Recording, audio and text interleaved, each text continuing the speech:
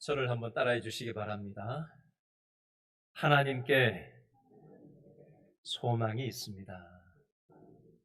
여러분, 우리가 살아가는 세상이 별 소망이 없지 않아요? 그러나 하나님 안에 있을 때 진정한 소망이 오는 줄로 믿습니다. 우리 옆에 있는 믿음의 식구들에게 한번 옆 사람 한번 쳐다보시겠어요? 저를 한번 따라해 주시죠. 하나님으로부터 소망이 옵니다. 나에게는 소망이 없습니다. 하나님께만 소망이 있습니다. 오늘 참 잘 오셨습니다. 손을 이렇게 드시고 앞뒤 좌우에 돌아오시면서 환영합니다. 뒤도 보시고 옆도 보시고 앞도 보시고 잘 오셨습니다. 이것은 무엇일까요? 이것은 기상현상의 일종입니다. 이것은 수면이 바람, 조류 등의 영향을 받아서 출렁이며 밀려오는 현상입니다. 안전한 해변가라고 하더라도 사람이 갑자기 치고 오는 1m 높이의 이것을 맞으면 중심을 잃고 쓰러질 수 있습니다. 잘못하면 물과 함께 바다 한가운데로 끌려갈 수도 있으니 해변가에서는 이것을 항상 주의해야 합니다. 이것은 무엇일까요? 딩동댕. 정답은 파도입니다. 파도. 여러분, 휴가철에 파도를 보셨습니까? 파도를 경험하셨습니까? 잔잔한 파도를 보셨습니까? 날씨가 안 좋아서 막 일렁이는 파도도 보신 적이 있으십니까? 여러분, 파도 없는 바다를 우리는 볼 수 없지요. 잔잔한 바다라도 파도 없는 바다는 없습니다. 여러분, 이 이치가 인생에도 똑같이 적용된다는 겁니다. 파도 없는 인생은 없습니다. 하나님을 믿는 성도의 인생에도 파도가 친다 안 친다? 칩니다. 파도는 큰 파도도 있고 작은 파도도 있는 것처럼 우리 인생에도 크고 작은 파도가 친다는 겁니다. 어떤 사람은 인생에 치는 이 파도를 헤치고 힘차게 항해하는 사람이 있는 반면 어떤 사람은 인생에 치는 이 파도를 밀려서 난파당하는 인생을 살아가는 사람도 있습니다. 그러면 무엇이 문제일까? 여러분, 파도를 없앨 수 있을까요? 인위적으로? 파도를 없앨 수는 없습니다. 그러면 어떻게 해야 될까요? 파도를 인정하고 그러면 파도를 어떻게 대할까? 이걸 어떻게 대하는지 그 태도를 어떻게 갖느냐, 이게 중요하다는 겁니다. 우리 인생에는 파도처럼 큰 문제, 작은 문제, 큰 시험, 작은 시험거리가 올 때가 있습니다. 파도처럼 계속해서 우리 삶 가운데 다가오는 이 인생의 문제, 시험거리들을 우리가 과거에 어떻게 다루었느냐 여하가 현재 오늘 우리들의 모습이고요. 또 현재도 우리 인생에 이런저런 파도가, 인생의 문제들이 넘실대지 않습니까? 이 파도를, 이 인생의 문제, 시험거리들을 현재 어떤 자세로 대하느냐 여하에 따라서 우리의 미래는 결정될 것입니다. 오늘 우리는 인생의 각종 시험에서 어떻게 해야 승리할 수 있는가를 오늘 말씀을 통해서 교훈을 얻기를 원하는 것입니다. 자, 이런 그림을 가지고 오늘 읽었던 고린도전서 10장 13절 말씀을 다시 한번 읽어보겠는데요. 파도의 다른 말이 3번 반복 강조되면서 똑같은 단어가 3번이나 고린도전서 10장 13절에 나오는데 파도 대신에 어떤 말이 나오는가 찾아보시면서 고린도전서 10장 13절을 한 번 더 읽겠습니다. 시작. 사람이 감당할 무엇밖에는 시험밖에는 너희가 당한 것이 없나니 오직 하나님은 미쁘사 너희가 감당하지 못할 무엇을 시험당함을 허락하지 아니하시고 무엇을 당할 시험당할 즈음에 또한 피할 길을 내사 너희로 능히 감당하게 하시느니라. 아멘. 제가 답 다 알려드렸죠. 파도 대신에 어떤 단어가 3번 반복된다고요? 시험이라는 단어가 3번 반복됩니다. 오늘 핵심 주제 단어는 시험이라는 단어가 되겠습니다. 우리 인생에 각종 시험이 오는데, 각종 파도가 오는데, 이 파도에 대해서 오늘 성경에서는 어떻게 이 파도를, 이 시험거리들을 대하라고 말씀하나 오늘 말씀을 통해서 교훈을 얻고자 합니다. 한글로 표현되어져 있는 이 시험이라는 단어를 헬라어로는 페이라스모스라고 하는데, 이 헬라어 단어는 문맥에 따라서 3가지 용례로 달리 사용이 됩니다.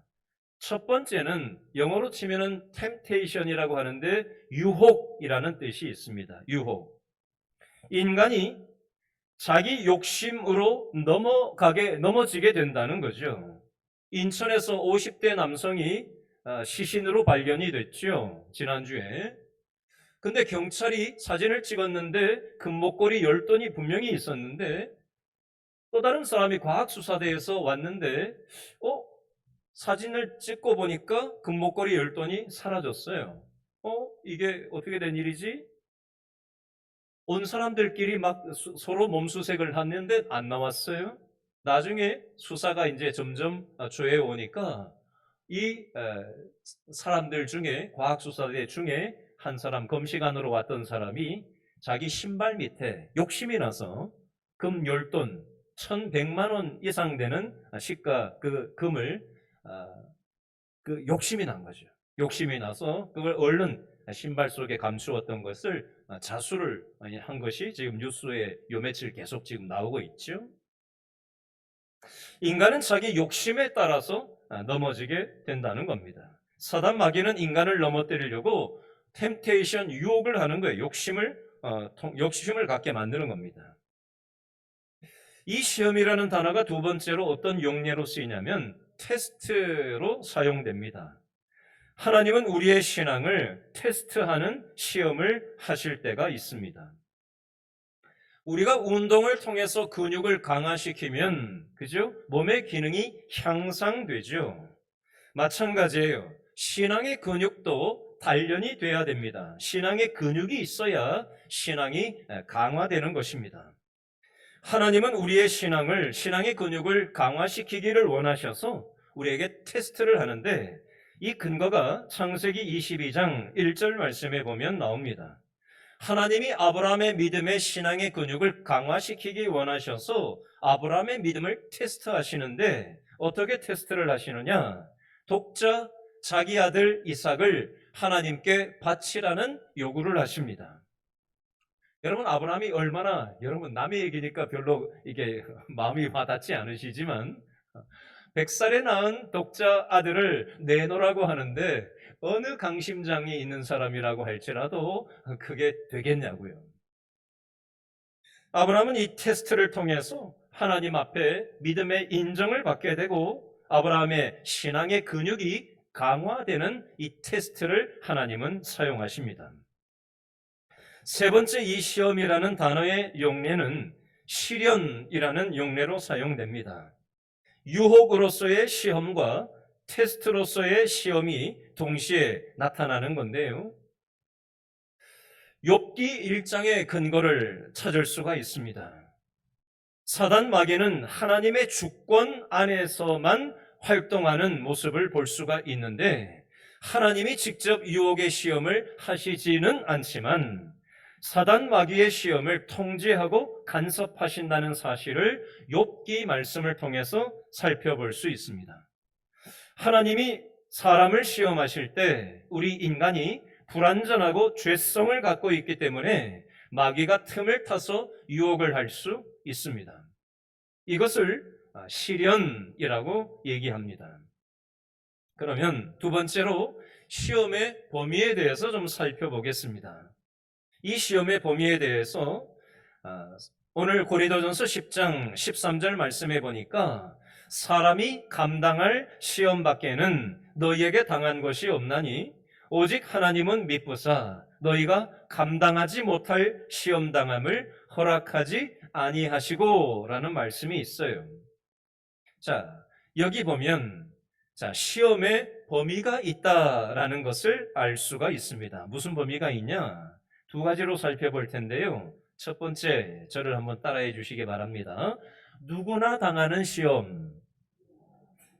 이 세상 누구나 당하는 시험이 첫 번째로 있고요. 두 번째, 따라합니다. 충분히 이길 수 있는 시험.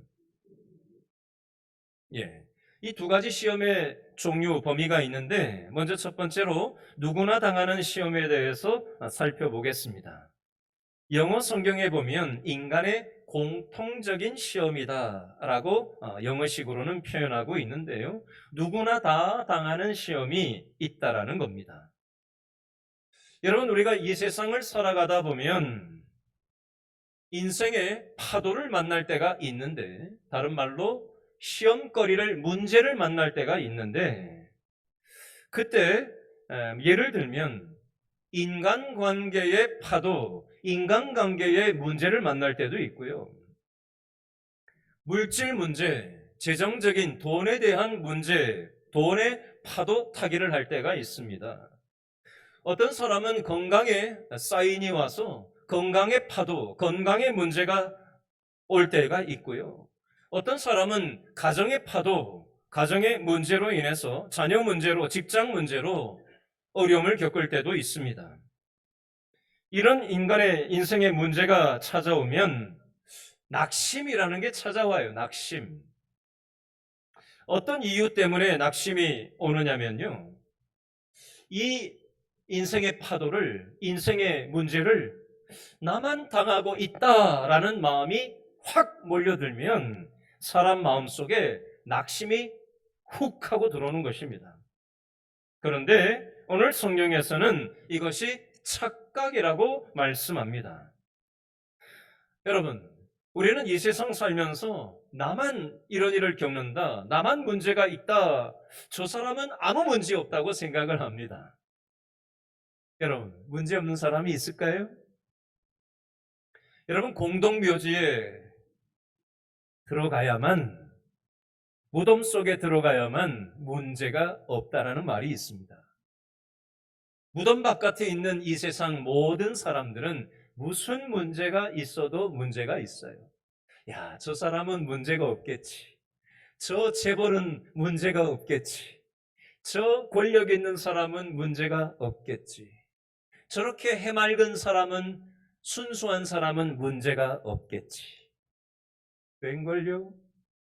나만 문제가 있는 게 아니라 그 사람도 가슴을 열어서 대화를 해보면 얘기를 안 할 뿐이지, 표현을 안 할 뿐이지, 드러내지 않을 뿐이지 문제 없는 사람은 없어요. 이 문제가 없으면 또 다른 문제가 있는 거고요.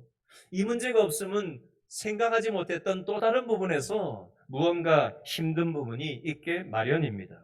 정도의 차이일 뿐이지 문제 없는 인생은 이 세상에 없습니다. 파도 없는 바다가 없듯이 문제 없는 인생도 없는 법입니다.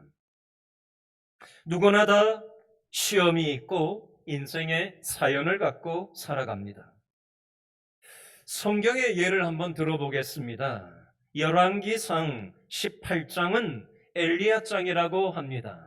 엘리야 선지자, 믿음 좋은 선지자, 바알과 아세라 선지자 850대 1로 엄청난 능력을 발휘했던 이 엄청난 믿음의 소유자 엘리야 선지자가 열왕기상 18장에 나온다고 해서 엘리야장이라고 얘기를 하는 게 열왕기상 18장이에요.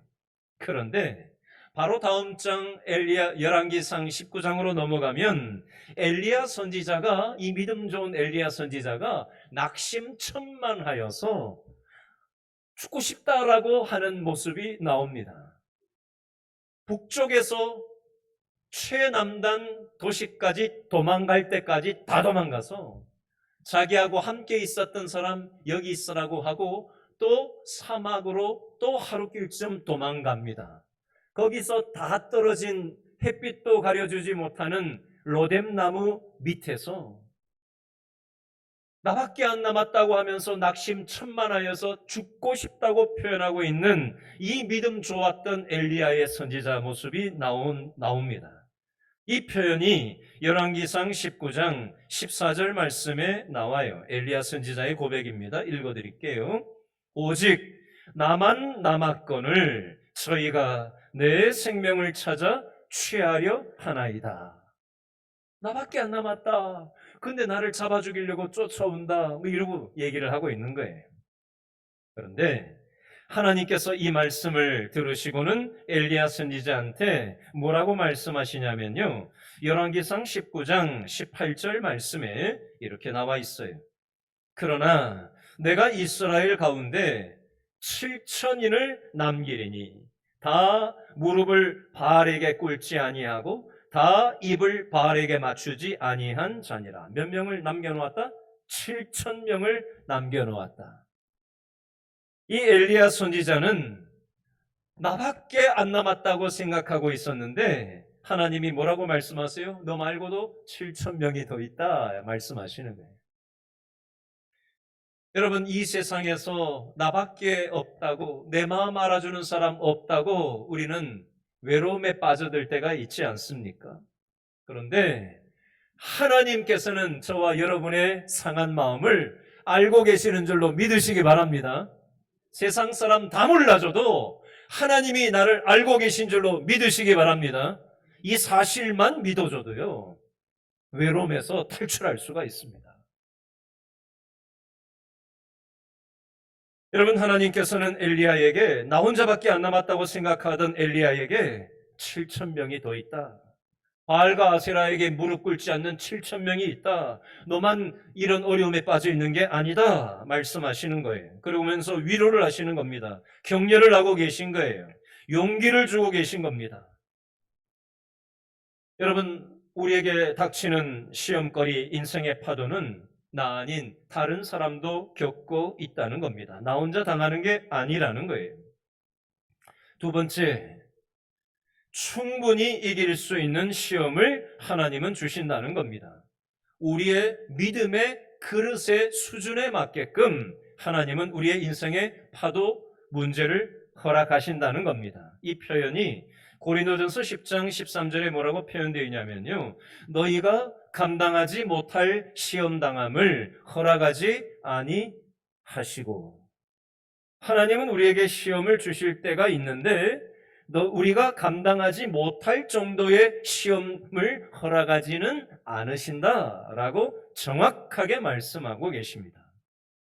예를 들어보겠습니다. 한 20여 년 전에 공인중개사 시험이 있었어요. 그런데 그 시험 이후에 난리가 난 적이 있었답니다. 시험을 치는데 무슨 문제를 냈는데 사법시험에서 나오는 문제보다 더 어려운 문제가 나왔대요. 공인중개사하고 사법시험하고는 비교가 안 되지 않습니까? 공인중개사도 어렵지만 사법고시에 비할 바는 못 되잖아요. 그런데 이건 무슨 사법시험도 아닌데 이렇게 어려운 문제를 냈는데 그 결과가 어떻게 나왔냐면 그때 시험의 공인중개사 합격률이 0.7%만 합격했답니다. 어느 정도인지 아시겠죠? 문제 수준이 얼마나 어려웠으면. 그래서 불합격자들이 정부 청사로 달려들어와서 막 데모를 하고 재시험을 치르게 해달라고 막 난리가 난 적이 있었다고 합니다. 여러분, 사람이 하는 일은 이 문제를 낼 때 잘못 문제를 출제할 수 있고 실수할 수 있습니다. 그러나 하나님께서는 우리에게 시험을 주실 때 문제를 잘못 출제하는 법이 없고 우리가 감당하지 못할 시험을 허락하지 않으시는 하나님이시라는 것입니다.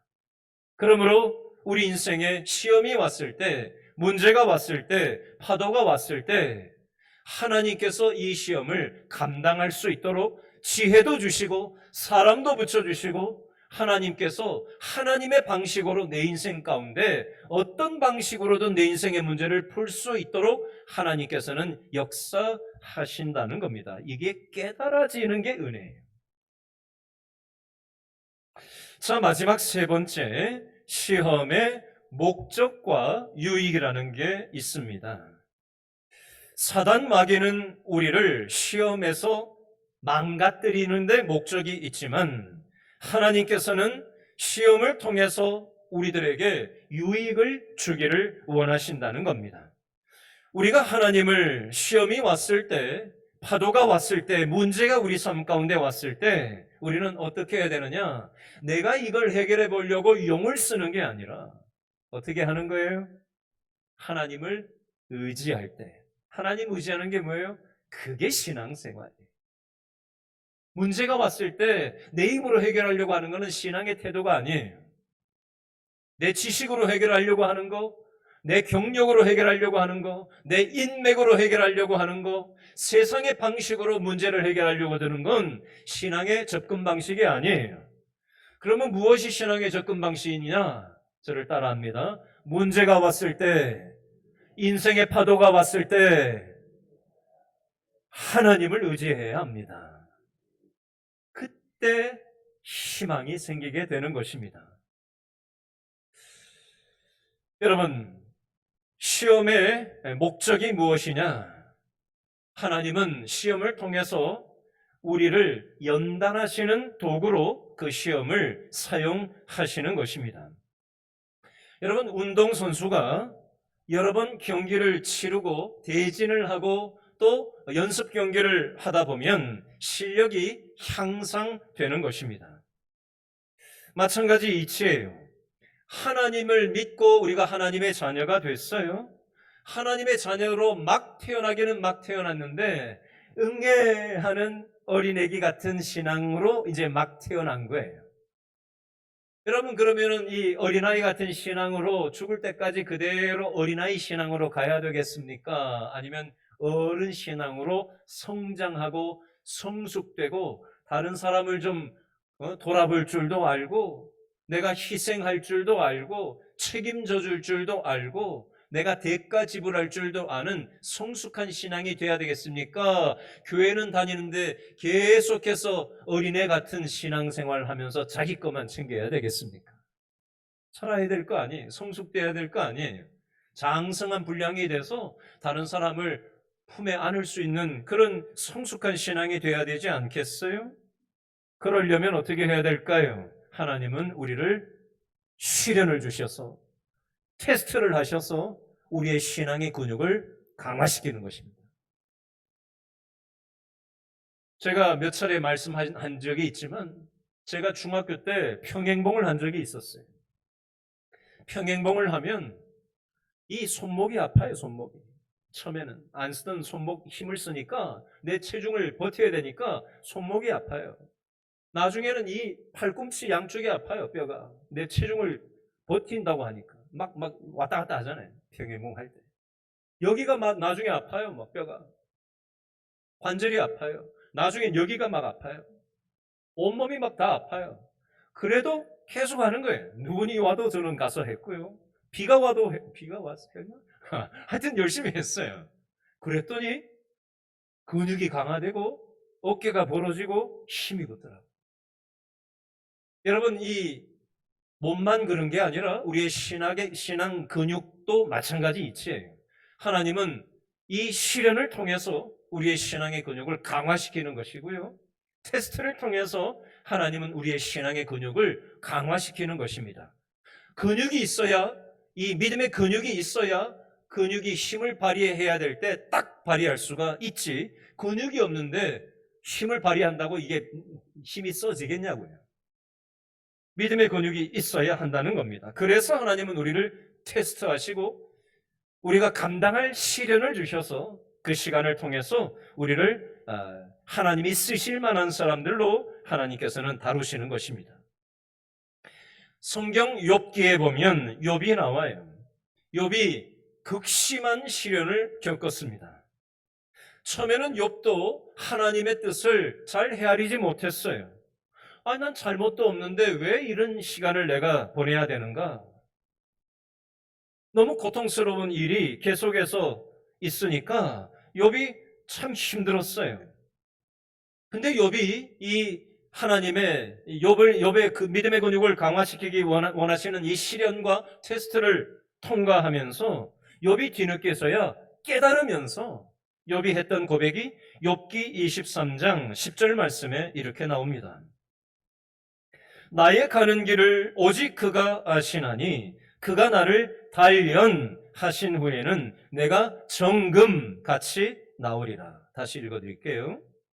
나의 가는 길을 오직 그가 아시나니 그가 나를 단련하신 후에는 내가 정금같이 나오리라. 욥도 내가 왜 이런 시간을 겪어야 하는지 자기 머리로 상식으로 경험으로는 도저히 이해가 안 되는 거예요. 그러나 하나님이 나를 단련하신 후에는 내가 정금과 같이 될 것이다 라는 믿음의 고백의 깨달아지니까 이 믿음으로 고백하고 있는 것입니다. 야고보서 1장 2절에서 4절, 야고보서 1장 12절에 보니까 이 시련과 관련해서 이런 말씀이 있어요. 내 형제들아, 너희가 여러 가지 시험을 만나거든 온전히 기쁘게 여기라. 이는 너희 믿음의 시련이 인내를 만들어내는 줄 너희가 알미라. 인내를 온전히 이루라. 이는 너희로 온전하고 구비하여 조금도 부족함이 없게 하려 함이라. 아멘. 여기 보니까 여러 가지 시험을 만나거든 어떻게 여기라고요? 기쁘게 여기래요. 여러분, 돈 문제, 자녀 문제, 가정의 문제, 가지가지 인생의 파도가 복합적으로 동시다발적으로 벌어지면 그게 기쁘게 여겨질 수 있겠어요, 상식으로? 그러나 이게 하나님의 뜻 안에서 이루어지는 것이기 때문에 믿음으로 받을 때 이것을 믿음으로 대할 수 있다는 거예요. 그렇게 할 때 너희 믿음의 시련이 인내를 만들고 이 인내를 온전히 이루며 믿음으로 버티면 하나님께서 부족함이 없는 상태로 하나님께서 만들어 줄 것임을 말씀하는 거예요. 예를 들어 보겠습니다. 저는 종이 공장에 가보지는 않았어요. 근데 어떤 글에 보니까 종이를 어떻게 만드는지 그 과정을 설명해 놓은 게 있더라고요. 여러분, 종이를 만드는 공장에 이제 그냥 깨끗한 나무를 가지고 종이를 만들기도 하지만 폐휴지를 가지고 수집해서 이게 종이 공장, 제지 공장에 가기도 한답니다. 그런데 쓰던 종이니까 구겨진 종이도 있을 거 아니에요? 찢어진 종이도 있을 거 아니에요? 더러워진 종이도 있을 거 아닙니까? 이걸 구겨진 종이, 찢어진 종이, 더러운 종이들을 어떤 공정을 통해서 깨끗하게 만드느냐? 이 종이들을 잘게 자른대요, 기계로. 그래서 이 더러워진 오염된 부분들이 깨끗하게 때가 빠질 때까지 표백제로 씻고 또 씻고 또 씻고 하는 이 공정을 거친 후에 나중에 고품질의 하얀 종이로 변모한다고 합니다. 마찬가지 이치예요. 저와 여러분도 죄와 허물로 우리는 죄덩어리 아니에요, 죄덩어리. 그죠? 욕망덩어리 아닙니까? 정치 현실만 그런 게 아니지요. 저와 여러분의 생각 속에도 얼마나 오염된 생각들이 많습니까? 우리는 뉴스 보면서 저 어떻게 저렇게 하냐, 뭐 나는 아닌 사람인 양 그렇게 하잖아요. 그렇죠? 나는 의로운 사람인 양. 어디 저렇게 하냐? 우리 쉽게 그렇게 얘기하지 않아요?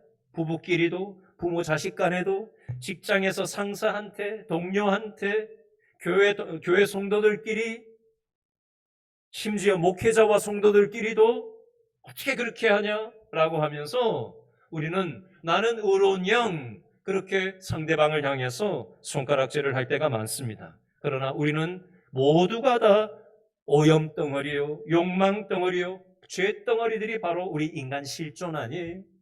누구도 예외일 수 없습니다.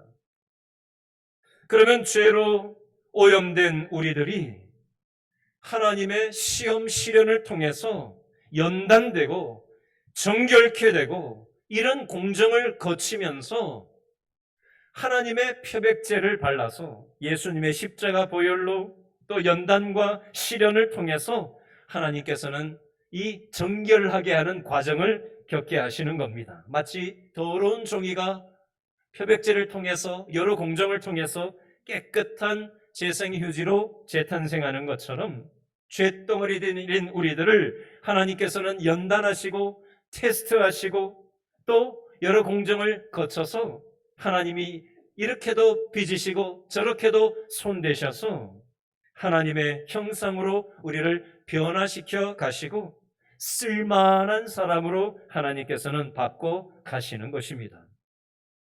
두 번째로 시험은 어떤 의미가 있느냐? 저를 한번 따라 하시죠. 시험은 하나님의 섭리의 도구입니다. 우리 흔히 이런 말 많이 하죠. 인생 만사 세옹지마다. 중국 고전에 이 나오는 얘기인데요. 말이 도망갔다가 준말을 하나 데리고 집에 들어왔어요. 처음에 이 노인이 말을 잃었다고 슬퍼하고 있었는데 말 좋은 말 한 마리를 같이 데리고 들어와서 두 마리가 됐잖아요. 배가 됐잖아요. 그래서 좋아했어요. 근데 그 말을 타던 이 사람의 아들이 이 말 타다가 떨어져 가지고 다리를 다쳤네요. 슬픈 일이 생겼잖아요. 근데 그 나라에 전쟁이 났대요. 젊은 사람들을 다 징집을 하는데 이 아들이 말 타다 다리에서 다친 것 때문에 징집이 되지 않아서 목숨을 건질 수 있었답니다. 이걸 가지고 인생의 행복과 불행은 예측하거나 단정하기가 어렵다라는 고사성어로 인생만사 세옹지마다라는 중국 고전에 이런 사자성어가 나오게 된 겁니다. 여러분, 지금 당장은 잘 되는 것 같은데 나중에 보면 잘못되는 경우가 있고요. 지금 당장은 잘못되는 것 같은데 나중에 보면 잘 되는 경우도 있습니다. 우리가 인생의 파도를 만나고 시험을 만났을 때 당장 끝장나는 것 같은데 그곳에는 뭐가 있다? 저를 따라합니다. 하나님의 뜻이 있다. 이걸 하나님의 섭리라고 얘기합니다. 여러분, 성경에 요셉의 예를 들어보겠습니다. 창세기 37장부터 50장에 요셉이라는 인물이 나오는데요. 요셉은 자기 형들한테 미움을 받아가지고 돈 받고 인신매매로 이집트 다른 나라로 인신매매로 팔려가는 10대 때 10대의 나이에 어린 나이에 형들한테 미움받아가지고 돈 받고 인신매매로 팔려서 이집트로 돈 받고 팔려나갑니다. 여러분, 여러분이 요셉의 입장이라면 그 마음이 어떻겠어요? 살고 싶어요? 살맛이 나겠어요? 아니, 어떻게 형들이라는 사람이 어떻게 돈 받고 동생을, 물론 같은 배에서 난 건 아니지만 그럼에도 불구하고 한 아버지잖아요. 근데 어떻게 돈 받고 노예로 팔 수가 있겠어요? 얼마나 절망하고 낙심할 만하지 않겠어요?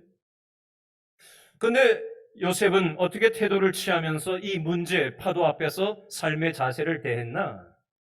요셉은 하나님께서 나와 함께 하신다라는 믿음을 놓치지 않았어요. 그래서 노예 생활을 하면서도 성실하게 사람 눈치 살피지 않고 하나님이 보고 계신다라는 정신을 가지고 하나님 앞에서 성실하게 살았습니다.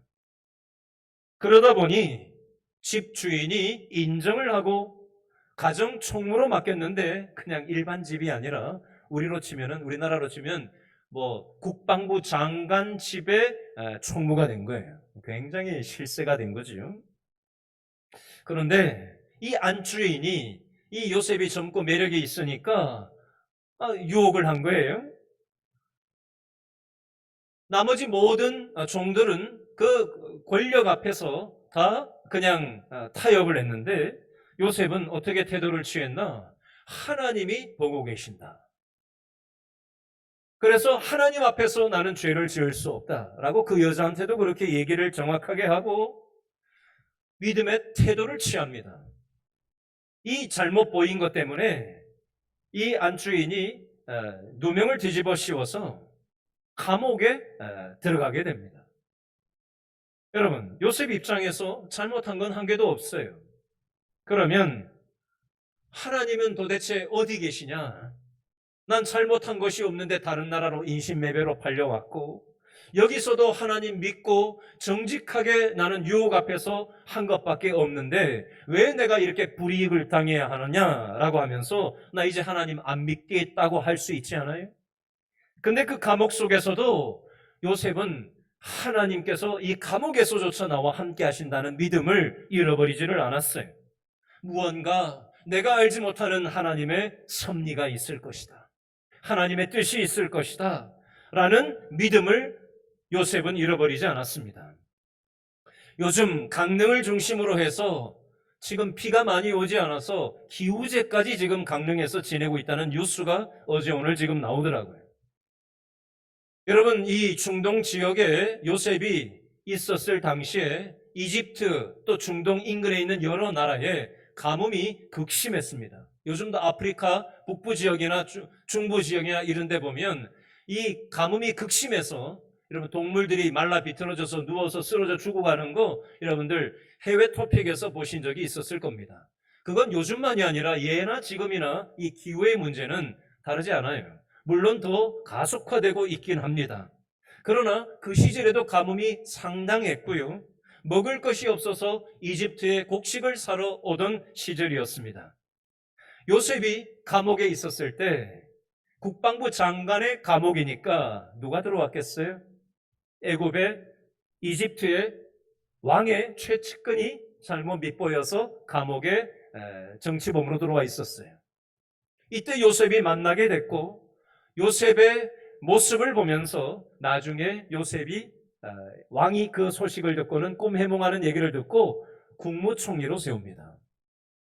그리고 이 풍년에 곡식을 정책을 잘 세워서 잘 대비를 하고 또 흉년이 왔을 때 인근에 곡식을 사러 오는 일이 있었을 때 국무총리로서 이집트를 너무 잘 통치하는 일에 사용하시려고 하나님께서 미리 요셉을 준비하셨다는 겁니다.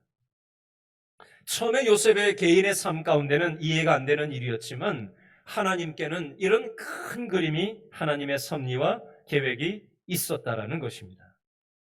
마지막 성경 한 구절만 읽고 오늘 말씀을 마무리하도록 하겠습니다. 로마서 8장 28절인데요. 이런 성경 구절은 좀 외워놓으시면 좋아요. 로마서 8장 28절 제가 읽어드립니다. 우리가 알거니와 하나님을 사랑하는 자, 곧 그 뜻대로 부르심을 입은 자들에게는 모든 것이 합력하여 선을 이루느니라. 저를 따라하시죠. 모든 것이 합력하여 선을 이루느니라. 내 인생이 꼬이는 것 같아도 하나님의 뜻이 있다라는 믿음을 가지면서 주어진 현실에 최선을 다할 때 모든 것이 합력하여 선을 이루게 하시는 하나님의 손을 경험하게 되는 줄로 믿으시기 바랍니다. 기도하겠습니다.